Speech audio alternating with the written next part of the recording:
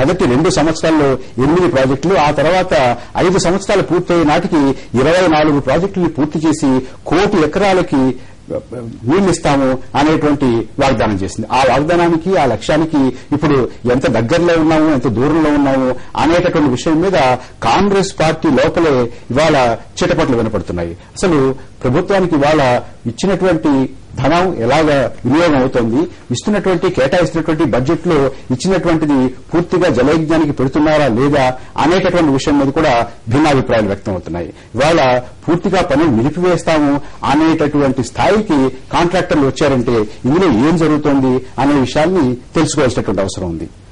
నరసింహారెడ్డి గారు, ఏం జరుగుతోంది? 4,600 కోట్ల వరకు బకాయిలు ఉన్నాయన్నారు. మీరు ప్రభుత్వాన్ని కాళ్ల వేళ పడుతున్నారు, హెచ్చరికలు చేయడం లేదు, మాకు ఇవ్వండి మేము పనులు చేస్తామని అంటున్నారు. 16,000 కోట్ల రూపాయలు మన బడ్జెట్ లో కేటాయించారు దీనికి, జలయజ్ఞానికి. అందులోంచి మీరు డబ్బులు తీసి ఇవ్వడం లేదా? ఇది ముఖ్యంగా 2004 to 2008 మన భారతదేశంలో ఎక్కడ లేని విధంగా, ఏ రాష్ట్రంలో లేని విధంగా జస్ట్ ఒక 1.5 year జార్ఖండ్ లో జరిగింది పేమెంట్స్. ఈ 4 సంవత్సరాలు భారతదేశంలో ఎక్కడ లేని విధంగా ప్రాంప్ట్ గా ప్రతి నెల పేమెంట్ చేసినారు గవర్నమెంట్. ఇది ఎక్కడ ఇంతవరకు మన దేశంలో జరగలేదు. అదేవిధంగా 2008 నవంబర్ నుండి కొంచెం పేమెంట్స్ ఇబ్బంది అయింది. పేమెంట్స్ కాకపోవడము, టైమ్లీ మంత్లీ కాకుండా కొంత 3 months వరకు అయింది.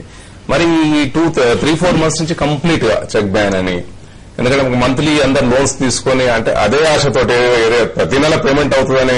ప్రభుత్వం నుంచి సుమారుగా ఎంత రావాలి? ఇప్పుడు దాదాపు 4,600 కోట్లు మాకు ప్రభుత్వం నుంచి రావాలా? 4,600 కోట్లు ఇస్తేనే గానీ మీరు ముందుకు వెళ్లలేరా? మీ యంత్రాలు కదలవా? అంటే యంత్రాలంటే మీరు బాగా జ్ఞాపకం చేశారు. యంత్రాలు అది ఇంకా చెప్పుకోలేము, అది ఇంకా 1,000 కోట్లలో యంత్రాలు, అది అన్ని లోన్స్. అవి కదలకపోవడం, మేం కదిలించకపోవడం కాదు, వాడు ఫైనాన్స్ తీసుకెళ్తాడు. ఎందుకంటే మేము వాళ్ళ ఆల్రెడీ పోస్టెడ్ జెట్స్ ఇచ్చినాం. ఆల్రెడీ మేము ఇప్పుడు ఏం చేసామంటే అదే ఆశతోటి మా బ్యాంకర్స్ దగ్గర ఎస్ఓడి గానీ, టీఓడి గానీ, ఇంక్లూడింగ్ బంధుమిత్రుల దగ్గర కూడా అందరూ డబ్బు తెచ్చి పెట్టడం జరిగింది. మీరు మంత్రి గారిని కలిశారు, ముఖ్యమంత్రి గారిని కలిశారు, అధికారులు కలుస్తూనే ఉన్నారు, చాలా మీకు ఏం చెప్తున్నారు? అంటే ఇప్పుడు ఫైనాన్స్ పొజిషన్ రిషన్ కదా, అందరు మొత్తం ప్రపంచం అంతా రిషన్ లో ఉంది, మన దేశం కూడా రిషన్ లో ఉంది. మన బడ్జెట్ లో సుమారుగా 16,000 కోట్ల రూపాయలు జలయజ్ఞం కోసం కేటాయించారు కదా, అది మీకు తెలుసు కదా. మీరు ప్రభుత్వానికి దాన్ని గుర్తు చేశారు కదా, ముఖ్యమంత్రి గారికి చెప్పారు కదా, అందులో ఆ మూట ఇంకా విప్పలేదా? ఎట్లా అందులో కూడా దాదాపు 4,000 కోట్లు ఇప్పటి వరకు పేమెంట్ చేయడం జరిగింది. అందుకు మార్చిలో ఉన్న డ్యూస్ కూడా ఉన్నాయి 500 కోట్లు, మార్చ్ 2008. అందులో నుంచి పేమెంట్ చేసినారు. ఇప్పుడు ఏంటంటే మేము మెయిన్ ఈజ్ బ్యాంకర్స్ 3 months దాటితే ఇంట్రెస్ట్ పే చేయాలి, లేకపోతే ఎన్పీ అవుతుంది. సో అదే నమ్మకంతో ఎక్కడెక్కడ నుంచి వేరే రాష్ట్రాల్లో పనిచేసే వాళ్ళు కూడా ఇక్కడ వచ్చి పెట్టడం జరిగింది గవర్నమెంట్ నమ్మకంతో. ఎందుకంటే నాట్ ఏ జోక్, 4 years అంత డబ్బు ఎవ్రీ మంత్ పే చేస్తే ఎవరికైనా ఆశ ఉంటుంది, అదే ఆశతో పెట్టిన. మారుతి గారు, స్థితి ఏమిటి, ఏం జరుగుతుంది? ముఖ్యంగా ఈ సంగతి మనకు మొదలే తెలుసు. 2004 నుండి మేము చెప్తూనే ఉన్నాం తెలుగుదేశం తరపు నుంచి ప్రతి చోట. దీంట్లో మెయిన్ ఇష్యూ ఒకటి ఉందండి. ఇప్పుడు ఏదైనా ప్రాజెక్ట్ టేకప్ చేసేటప్పుడు, సాగునీటి ప్రాజెక్టులు టేకప్ చేసినప్పుడు ఇంతకుముందు ఉన్న గవర్నమెంట్ చేసింది ప్రియారిటీస్ పెట్టుకొని చేయడం జరిగింది. అప్పుడు వైట్ పేపర్ పబ్లిష్ చేసి చంద్రబాబు గారు ఆ రోజుల్లో ప్రియారిటీస్ ఫిక్స్ చేసి సాగునీటి సమస్య, ఎందుకంటే మనకు కష్టంగా దొరికిన డబ్బు ఇది చాలా తక్కువ ఉంటుంది, చేపట్టాల్సినవి చాలా ఉంటాయి కాబట్టి ఏ విధంగా ప్రయారిటీ చేసుకోవాలని అప్పుడు టేకప్ చేయడం లేదు. దాంట్లో ఒకటి ఎగ్జిస్టింగ్ ప్రాజెక్టులోనే 30% ఆయకట్టు కూడా డెవలప్ కాలేదు. ఈ పెద్ద పెద్ద ప్రాజెక్టు మనం టేకప్ చేసిన ఆల్ ఇండియా లెవెల్లో ఉంది అది. కాబట్టి వాటిని మొదలు చేసుకోవాలన్న ఉద్దేశంతో టేకప్ చేయడం జరిగింది. మీకు తెలుసు, పోజంపాడు ప్రాజెక్టులో, ఎస్ఆర్ఎస్పీ ప్రాజెక్టులో ప్రతి ఎకరాకు నీళ్లు వచ్చేటట్టు వరల్డ్ బ్యాంక్ లోన్ తీసుకుని ఆయన చేయడం జరిగింది. మారుతి గారు, మీరు చాలా సక్రియంగా అప్పుడు జరిగినటువంటి బహిరంగ చర్చల్లో కూడా పాల్గొన్నారు. అప్పుడు ఉద్దేశించుకున్నటువంటి లక్ష్యాలను ఒకసారి గుర్తు చేసుకుంటే 1 కోటి ఎకరాలకి సాగునీరు ఇవ్వాలని 2 సంవత్సరాల్లో 8 ప్రాజెక్టులు, మిగతా 3 సంవత్సరాలు అంటే 5 సంవత్సరాలు అయ్యే నాటికి 24 ప్రాజెక్టులు పూర్తి చేస్తున్నారు. ఆ మైలురాళ్లలో ఎక్కడున్నాం మనం? ఆ మైలురాళ్లలో పేరుకే లేము అసలు. మనం మైలురాళ్ల క్వశ్చన్ లేదు. ఇప్పుడు ఇప్పుడు డబ్బు లేకుండా పోయింది. 47,000 ఇప్పటికీ మనం ఖర్చు పెట్టాం. మరి నరసింహారెడ్డి గారు ఇందా చెప్పడం 4 సంవత్సరాలు ప్రపంచంలో దేశంలో ఎక్కడా లేనట్టుగా చాలా ప్రాంప్ట్ గా చక్కగా డబ్బులు ఇచ్చేసారంటున్నారు.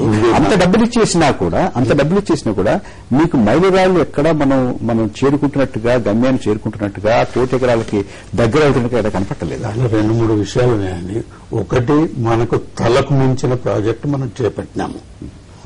మనకు వనరులు ఎంత వస్తాయి, మనం ఎంత మేరకు చేసుకోవాలి, ఎంత వీలవుతుందన్నది ఆలోచన లేదు. ఏది వస్తే తీసుకున్నాము. రెండవది, మనకు వీలుగా ఉండేట్టు కాంట్రాక్టర్లు సెలెక్ట్ చేసుకున్నాము, మన వాళ్ళకే మనకు వచ్చేటట్టు.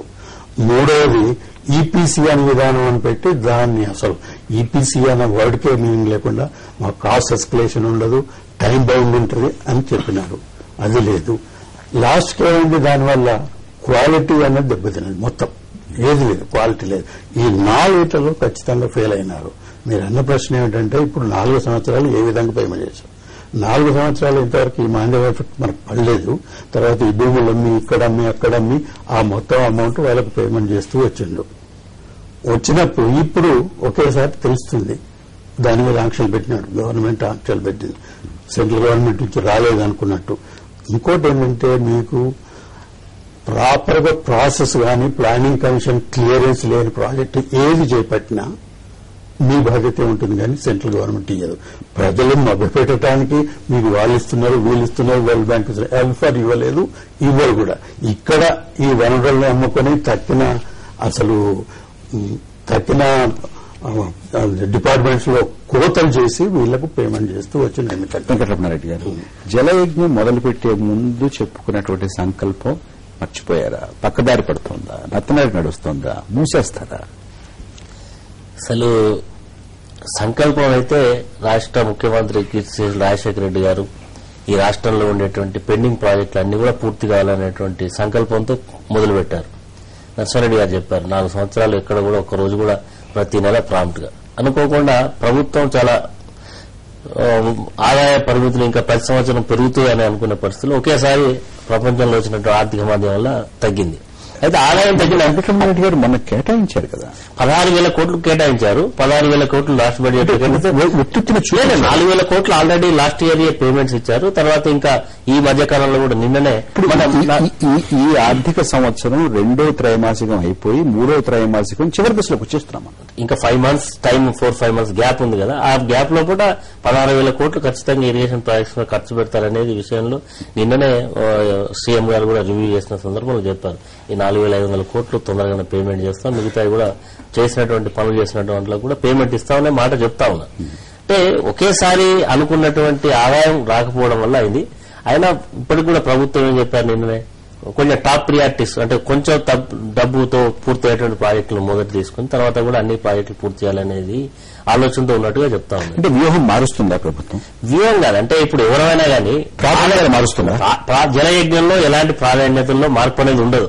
ఖచ్చితంగా జలయజ్ఞంలో అన్ని ప్రాజెక్టులు పూర్తి చేయాలన్నది ప్రభుత్వ ఆలోచన. దాంతోపాటు ఇంకొకటి, కేంద్ర ప్రభుత్వం ద్వారా 2 ప్రాజెక్టులను జాతీయ ప్రాజెక్టులుగా చేయాలనేటువంటి ఆలోచన ఇప్పటికే రాష్ట్ర ముఖ్యమంత్రి గారు, గతంలో ఉన్నటువంటి కీర్తిశేషులు రాజశేఖర రెడ్డి గారు కానీ ఇప్పుడున్న రోషయ్య గారు కానీ, అది పోలవరం ప్రాజెక్టు కానీ ప్రాణహిత చేవెళ్ల ప్రాజెక్టు, ఈ 2 కూడా దాదాపు 1,00,000 కోట్లు, దాదాపు 80,000-90,000 కోట్లు అయ్యేటువంటి 2 ప్రాజెక్టులను కేంద్ర ప్రభుత్వ జాతీయ ప్రాజెక్టులకు గుర్తించి చేయాలని చెప్పి డిమాండ్ పెట్టారు. దాని మీద ప్రెషర్ కూడా బిల్డ్ చేస్తారు. దాని మీద రాష్ట్ర ప్రభుత్వం మీద కొంత ప్రెషర్ తగ్గి తొందరగా పూర్తి అయ్యేటువంటి అవకాశం ఉన్నది. దాంతోపాటు మరి ఇంతకుముందు చెప్పారు, లోన్స్ రావడానికి అవకాశం లేదనేటువంటి మాట. అంటే ప్రభుత్వానికైతే కాన్సెప్ట్ చాలా క్లియర్ గా ప్రాజెక్టులు పూర్తి చేయాలనేటువంటి పూర్తి విశ్వాసంతో ఉన్నప్పటికీ కొంత ఆర్థికమైనటువంటి ఇబ్బందులు, ఈ వాస్తవాలు మాట్లాడుకోవాలి. ఎందుకంటే ఇది మనం ఏదో మాట్లాడినా అందరికీ తెలుసు, ప్రపంచంలో ఉన్నటువంటి రాష్ట్ర బడ్జెట్ కూడా.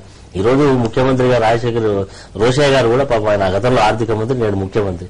వాస్తవాలు ఆయన కూడా ఇప్పుడిప్పుడే ఇట్లా ఈ యొక్క పరిస్థితిని ఎలా చక్కదిద్దాలనే పరిస్థితిలో ఆయన ప్రయత్నాలు చేస్తా ఉన్నాడు. తప్పకుండా కాంట్రాక్టర్ పేమెంట్ జరుగుతుంది. Contractor payment. శాస్త్రి గారు, మీకేం కనపడుతుంది? దృశ్యం ఏమిటి వాళ్ళ? అసలు దృశ్యం ఒక రకంగా చాలా భయానకంగా ఉందండి. ఇది చాలా సాహసోపేతమైనటువంటి కార్యక్రమం, చాలా భారీ కార్యక్రమం. 26-30 ప్రాజెక్టులతో మొదలుపెట్టింది. ఇప్పుడు చిన్న చితక అంతా కలిపి దాదాపు 80 ప్రాజెక్టులు అయినాయి ఈ జలయజ్ఞంలో. మొత్తం అడ్మినిస్ట్రేటివ్ అప్రూవల్స్ ద్వారా 1,50,000 కోట్లకు 1,50,000 కోట్లకు అడ్మినిస్ట్రేటివ్ అప్రూవల్స్ అయినాయి. 90,000 కోట్ల మేర అగ్రిమెంట్లు కంక్లూడ్ అయినారు.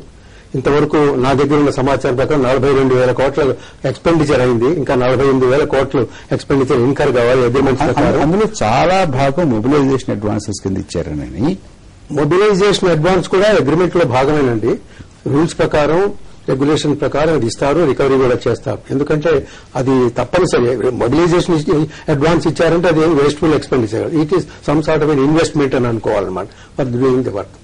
అయితే ఇప్పుడు అందులో ఏంటంటే ఈ నేను చెప్పిన లెక్కల ప్రకారం ఇంకా 48,000 కోట్లు ఇంకా బ్యాలెన్స్ ఉంది పేమెంట్స్ అగ్రిమెంట్స్ ప్రకారం.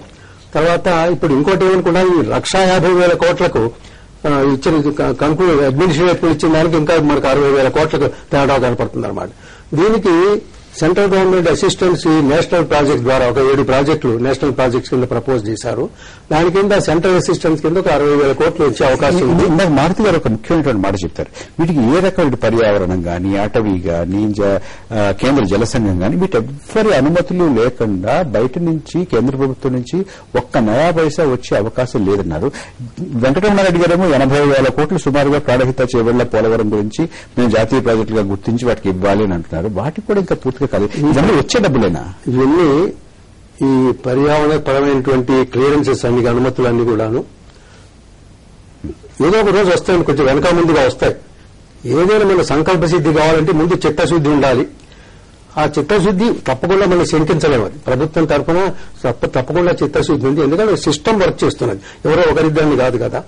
కాబట్టి మనకున్న వనరులను బట్టి మన ప్లానింగ్ ఉండాలి. అదే ఇప్పుడు ఉన్న చిక్కల్లో ఏంటంటే వారు అన్నట్టుగా ఆర్థిక వనరులు మనకేమిటి వనరులు ఉన్నాయా, ఇది ఒక మనం చేపట్టిన స్పీడ్ తో మనం చేయగలమా, కొంచెం వెనక ముందు అవుతుంది. ఏ ప్రాజెక్టులు ఇరిగేషన్ ప్రాజెక్టులు అన్ని కూడా అనుకున్న ప్రకారం ఏది కూడా చెప్పినటువంటి చాలా గ్రాండ్ గా మొదలుపెట్టినటువంటిది. ఇవాళ నరసింహారెడ్డి గారు చెప్తున్నటువంటి మాట వింటుంటే ఇవాళ సాయంత్రం ఎసరు పెట్టుకోవడానికి మనకి బియ్యం ఎక్కడా నీళ్లు ఎక్కడా అని వెతుక్కునేటువంటి పరిస్థితి ఉంది. ఆగి ఉన్నాయి. నరసింహారెడ్డి గారు, మీకు ఏ రకమైనటువంటి పరిష్కార మార్గాన్ని ప్రభుత్వం సూచిస్తుంది? మీరు ఏం పరిష్కారం కోరుతున్నారు? అంటే ముఖ్యంగా ప్రియారిటీ కొన్ని ప్రాజెక్ట్స్ ప్రియారిటీ కింద తీసుకొని, అంటే ముందు 1 crore బిలో మేము అప్ టు 1 crore ఇంతకుముందు వాళ్ళ దగ్గర లిస్ట్ ఉంది. అప్ టు 1 crore ఇమీడియట్ గా పేమెంట్ చేయమంటున్నాము. Plus above 1 crore up to last month వరకు తీసుకొని మిగతా డబ్బు అంటే సమానంగా ప్రపోర్షనేట్ గా సపోజ్ 600 కోట్లు అవైలబుల్ ఉంది, అక్కడ 3,000 కోట్లు పెండింగ్ ఉందనుకోండి, అంటే 20% వస్తుంది అందరికి. సో దాని ప్రకారం అయితే కొంత ఇబ్బంది లేకుండా ఎస్టాబ్లిష్మెంట్ గానీ ఫ్యూయల్స్ గానీ సరి చేసుకుని పనిచేయడం ఈజీ అవుతుంది. అంటే మీరు ఆలోచించేది ఇప్పుడు ముందుగా కాస్తంత బ్యాంకర్లని కొంచెం సంతృప్తిపరిచి ఎన్పీఎల్ కాకుండా చూసుకోవడానికి ఏమైనా ప్రయత్నం? Yes, Gujarat and Maharashtra governments లో మా బిల్స్ ఆల్రెడీ సబ్మిట్ చేసిన బిల్స్ లో 75% గవర్నమెంట్ కనుక అష్యూరెన్స్ ఇస్తే 75% వాళ్ళు ఇమీడియట్ గా అంటే పిఓ నుంచి డైరెక్ట్ బ్యాంకర్స్ కి ఇచ్చేటట్టు గవర్నమెంట్ మనకి ఇచ్చినప్పుడు. సో ఆ 75% ఇచ్చేస్తే దాని మీద ఇంట్రెస్ట్ మేము బేర్ చేయాలా వేరే లేదా గవర్నమెంట్ బేర్ చేయాలా అనేది మేము నిన్ననే రిక్వెస్ట్ ఇచ్చినాం. మంత్రి గారు కూడా దాని మీద ఇది బాగుంది, ఇది సానుకూలంగా స్పందించారు. వేరేజ్ దట్ గుజరాత్ అండ్ మహారాష్ట్ర వాళ్ళ ఇంట్రెస్ట్ కూడా వాళ్ళే పే చేస్తున్నారు. నరసింహారెడ్డి గారు ఒక చిన్న విరామం తీసుకున్నాం. ఇక్కడ విరామం తర్వాత అసలు ప్రాధాన్యాల్లో లోపం ఉందా, లేకపోతే ఆర్థిక పరమైనటువంటి చిక్కులు ఉన్నాయా, లేక అక్కడ ప్రాజెక్టుల్లో ఉన్నటువంటి నిర్వహణ, ప్రాజెక్టుల అమలు, అలాగే కట్టుబడి వీటిలో ఏమైనా దోషాలు ఉన్నాయా, వీటి మీద కూడా మనం దృష్టి సారిద్దాం.